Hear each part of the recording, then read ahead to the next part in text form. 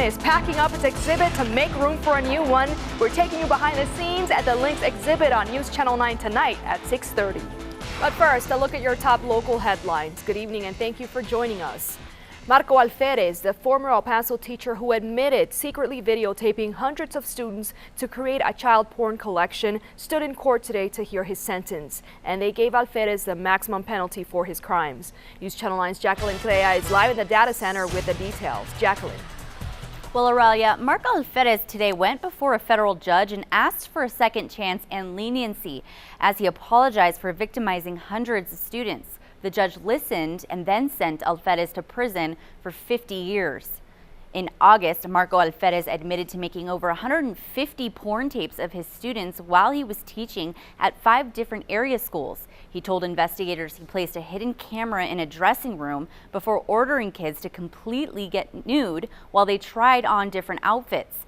Court documents show that in all, 393 of Alferez's students were victimized. Today, one of those victims and her mother testified, describing the severe psychological trauma they've had to endure because of Alferez's actions. We spoke to the victim's mother and Alferez's lawyer after the sentencing. Here's what they had to say.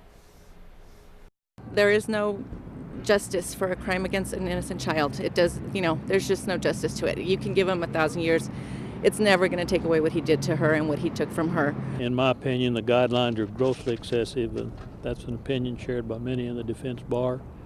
I'm just, sorry that we weren't able to do a little better on the sentencing issues. Were you surprised? And that was Michael Gibson, Alferez's defense attorney. Alferez had told the judge he wanted to be rehabilitated and that while he deserves to be punished, he does not deserve the maximum sentence.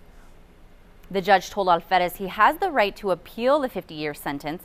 Coming up on News Channel 9 at 10, you'll hear from one of Alferez's victims, who was 11 or 12 years old when he secretly videotaped her. Live in the data center, Jacqueline Crea, News Channel 9. America's Secretary of Defense Leon Panetta visits El Paso. He'll speak at a dinner tonight at the Convention Center downtown, where the El Paso Chamber of Commerce will honor him. Earlier this afternoon, Mr. Panetta met with soldiers at Fort Bliss in a kind of town hall meeting on the post. More than 500 soldiers and their families were there for this town hall meeting.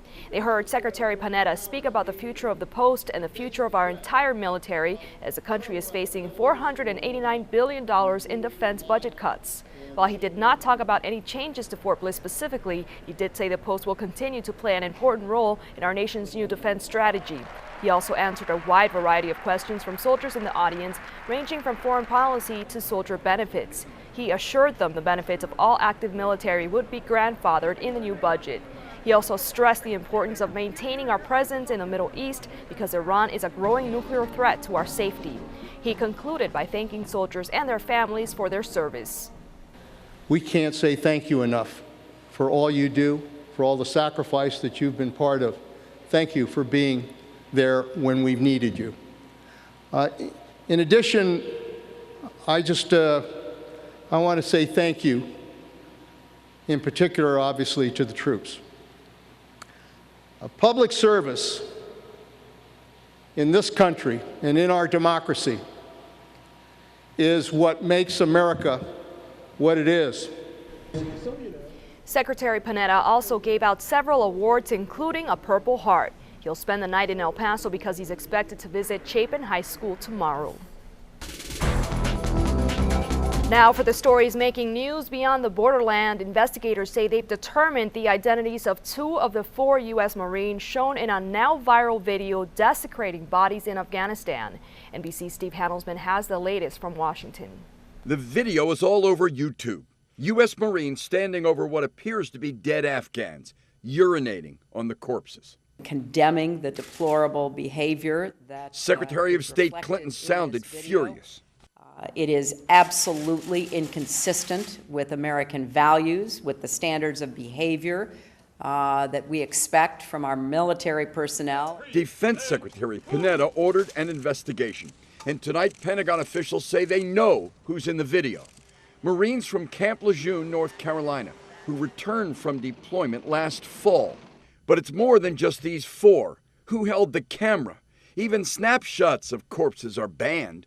It looks like a Marine unit with poor discipline and leadership. And there may be officers and NCOs other than these here who are going to be held responsible. Like the Abu Ghraib photos that turned many Iraqis against America, the timing of the Afghan video is terrible. U.S. forces and diplomats are stepping up efforts to cut a peace deal with moderate Taliban.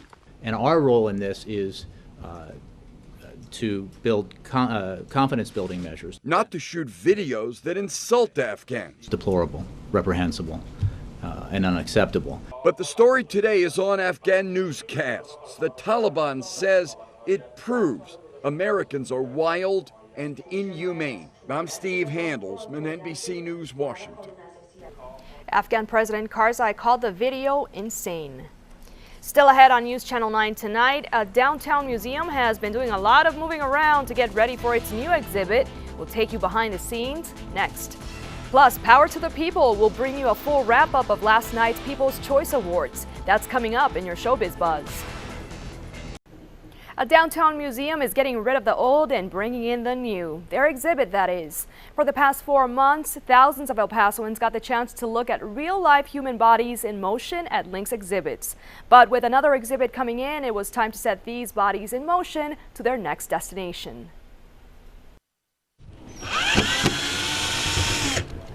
There's no rest for the staff at Lynx exhibit in downtown El Paso when they're closed.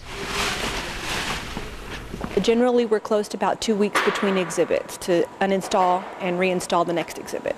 Lynx exhibit, a locally owned museum, brings traveling exhibits to the borderland. Staff members have been spending part of these past 2 weeks packing up the Bodies, Human Anatomy in Motion exhibit. We have to consolidate the cases into one room. We have to take down the existing posters off the wall. And that's the easy part. Packing up this particular display is tedious work. That's because they're dealing with real-life human bodies and organs that had gone through a 2-year process called plasmation in order to get them ready for display. Because they are real human specimens, they do need to be treated with the utmost care so that they stay intact to their next destination. Staff members have to pack each of the 100 pieces that made up the Bodies, Human Anatomy in Motion display and the bodies, which weigh up to 200 pounds. We have them numbered, we have crates numbered, and we know where we need to put, like we start with the bones and muscles, and then we move on to all of the different systems. Aldo Leiva, the general manager at Lynx exhibit, is in charge of making sure that everything goes where it should and that it gets to Detroit, its next destination, in one piece. Once they receive their traveling exhibit, they have to make sure that nothing got damaged on its way here. We usually leave a day or two between when the exhibit is installed and when we have our grand opening, just to fine-tune and make sure everything's working the way it's intended to work.